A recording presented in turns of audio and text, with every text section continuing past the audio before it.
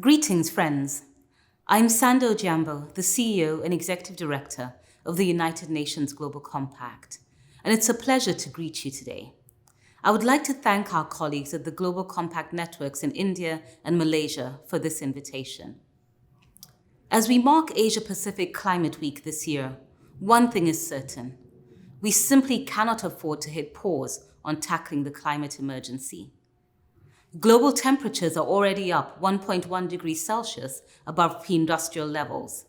And unless the world takes urgent action, they could rise to more than 3 degrees by the year 2100 with catastrophic consequences.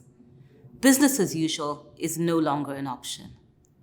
At the UN Global Compact, we are determined to help avert the worst impacts of climate change by working to limit the rise in global temperatures to 1.5 degrees. Our strategy focuses on harnessing the power of business to take ambitious, credible climate action for a green recovery from the COVID-19 crisis.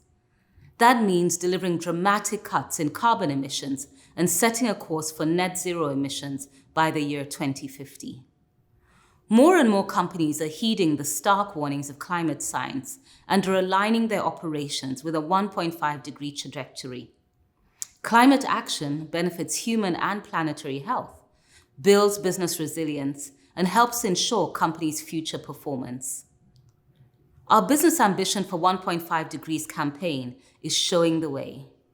Launched by the UN Global Compact and Science Based Targets Initiative, the campaign challenges companies to set and meet targets for reduced carbon emissions on the pathway to net zero.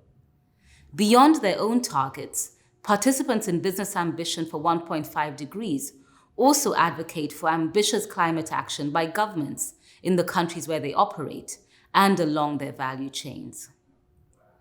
Timely measures by both government and business are essential. To speed up the private sector progress on deep decarbonization, we recently launched the Climate Action Accelerator program. This initiative is already engaging over 600 companies in more than 25 countries. Participating companies, including small and medium enterprises, will gain access to best practices, peer-to-peer learning, capacity building, and training on science-based target setting. I'm delighted to see that companies across the Asia-Pacific region are starting to join this program, and companies in our Global Compact networks in India and Malaysia are certainly amongst those that are implementing it. And now, we need the number of businesses involved in both the climate campaign and the Accelerator program to swell from hundreds to thousands. I wish you all a productive discussion on how Asian companies can raise their climate ambitions to lead this vitally important effort. We have no time to waste in the race against the terrifying impacts of climate change. Thank you.